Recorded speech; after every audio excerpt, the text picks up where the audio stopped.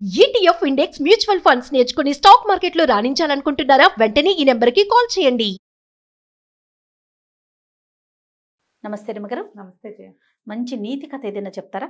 మామూలుగా ఏదైనా పనులు ఒక పని అవ్వాలంటే ముందు మనకేం కావాలి? ఆ పని మీద శ్రద్ధ, అసలు ఏం చేయబోతున్నాం మనకు ఒక క్లారిటీ ఉండాలి కదా. తర్వాత స్వయంగా చేసుకోవాలి, మనకి మనం చేయగలగాలి కదా. అలాంటి ఒక కథ. ఓకే. ఇది పిల్లలకి పెద్దవాళ్ళకి కూడా చాలా ఉపయోగపడుతుంది. ఎలా చెప్పాలంటే ఇది ఒక కార్పొరేట్ స్టోరీ లాంటిది. ఒక పొలంలో ఉన్నట్ట ఒక ఊరికి దగ్గరలో ఒక పొలం ఉంది. ఆ పొలంలో ఒక జంట సారస పక్షులు గుడ్లు పెట్టాయట. వరి పొలం కంకులు అవి రేగుతుంటే ముందంతా ఏం చెయ్యరు కదా, ఒకసారి కలుపులు అవి తీసేసాక కొంత నీరు పెట్టి తర్వాత వదిలేస్తారు. ఏవో కొన్ని జంపల్లాగా ఇట్లా వరి కొంత మణుగుతుంది కదా, ఆ మణిగిన చోట ఎక్కడో గుడ్లు పెట్టినాయి. గుడ్లు పెట్టినాయి, సరే మెల్లి గుడ్లు ఒక 4 రోజులు 20 రోజులు పొదిగాక గుడ్లు పిల్లలు అయ్యాయి. పిల్లలు మెల్లిగా ఆహారం తెచ్చిపెట్టినాయి. అయితే ఏమైంది, ఇంతలో వరి కోతకొచ్చింది. ఓకే.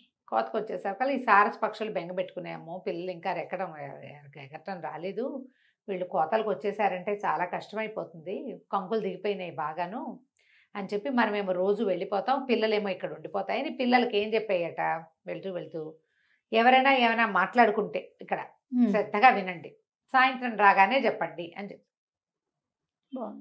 పక్షులకు పక్షి పిల్లలు కుయ్యు కుయ్యు అనకుండా చుట్టుపక్కల దృష్టి పెట్టుకుని ఉండటం మొదలుపెట్టినాయి. పరిసరాలు గమనించాలి, ఈ గమనించమని చెప్పినాయి. సరే ఏమైంది, పక్షులు రెండు పెద్ద పక్షులు రెండు వెళ్ళిపోయినాయి, తల్లిదండ్రి పిల్లలు ఇక్కడ ఉన్నాయి. సాయంకాలం మధ్యాహ్నం అంతా ఎవరో మనుషులు వచ్చారు. సాయంత్రం తల్లిదండ్రి రాగానే గబగబా చెప్పినాయి, మనం వెళ్ళిపోవాలి. ఆ రైతు వాళ్ళు వచ్చాడు, అబ్బో కంకులు బాగా దిగినాయి, ఊళ్ళో వాళ్ళకి చెప్తాను, పంటలు పోయమని ఊళ్ళో వాళ్ళకి చెప్పేస్తానని అంటున్నాడు, వాళ్ళు వచ్చేస్తారేమో, అమ్మా నాన్న మనం వెళ్ళిపోదాం అన్నారు. పక్షి అంది, ఏం కంగారు లేదు, అదేమి ఇప్పట్లో అవ్వదు, పర్వాలేదు. 3 రోజులు గడిచినాయి. 3 రోజుల్లో పెద్దగా ఎవరూ రాలే. 4వ రోజు మళ్ళీ రైతు వచ్చాడు.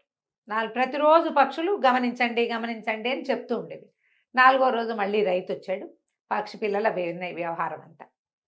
సాయంకాలం అమ్మ నాన్న రాగానే పదండి వెళ్ళిపోదాం, మనం కొంచెం ఎగటం వచ్చింది కదా, ఎట్టగొట్ట ఇక్కడి నుంచి దాటుతామంటే ఏం జరిగిందన్నారు. ఏం జరిగిందంటే ఆ రైతు వచ్చాడు, ఊళ్ళో వాళ్ళతో పెట్టుకుంటే పని అయ్యేలాగా లేదు, నా అన్నదమ్ములకు చెప్తాను పంట కోసేయమని అని వాళ్ళ ఆవిడికి చెప్తున్నాడు.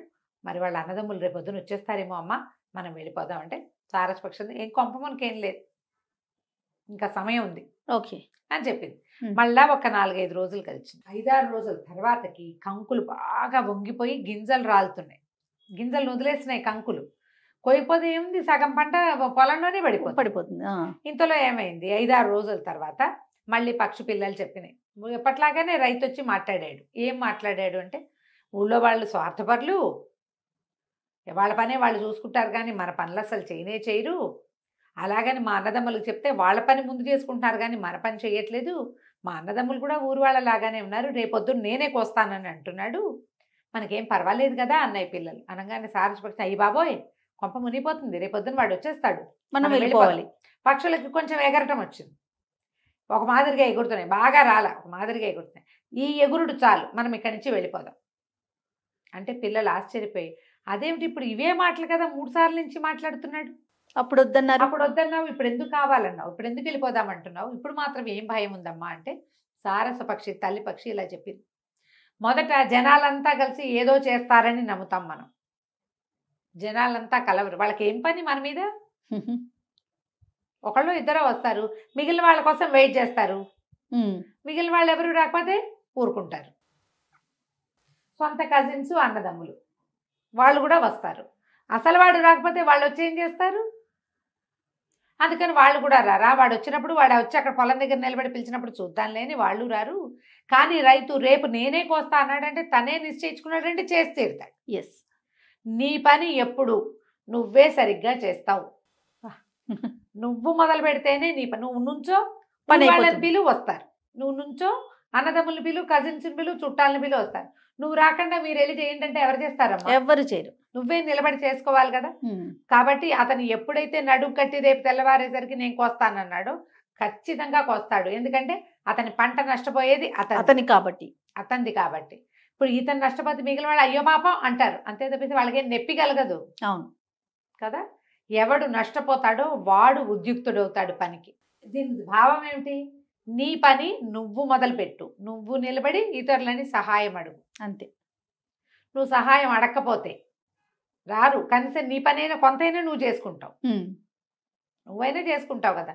ప్రతి విషయంలోనూ ఇదే. ఫ్రెండ్స్తో కలిసి చదువుకుంటామంటారు పిల్లలు, నువ్వు మొదలు పెడితేనే చదువు. వాళ్ళందరూ వచ్చాక కోసం రావడం కోసం చూసామంటే రాకపోతే చదువు పోయింది కదా. అంతేగా. అవునా? ప్రాజెక్టులలో కూడా అంతే. నలుగురు కలిసి ఒక ప్రాజెక్ట్ చేయాలంటే ఎవడు మొదట వస్తాడో వాడి పని మొదలు పెట్టేసేయాలి, క్రెడిట్ వాడికే లభిస్తుంది.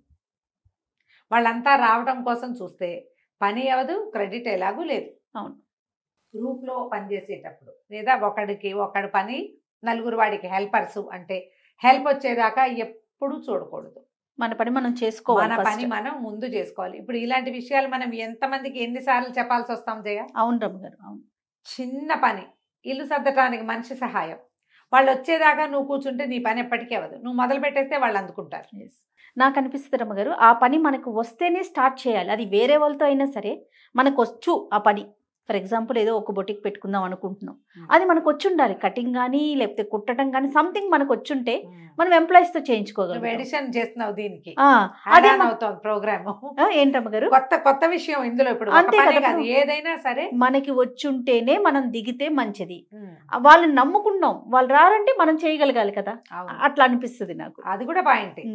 అలాంటివి కూడా పాయింట్లే. పిల్లలకి చెప్పేటప్పుడు, పెద్దవాళ్ళకి చెప్పేటప్పుడు ఏదైనా సరే నలుగురిని కూర్చి బొటిక్ లో నలుగురిని కూర్చి వ్యాపారాల్లో పెట్టేటప్పుడు దాని మీద నీకు అవగాహన లేకుండా ఇతరులని నమ్మి ఎప్పుడూ చేయకూడదు. ఇది నువ్వు నీ పని మొదట నువ్వు చేసుకోవాలంటే నీకు రావాలి కూడా.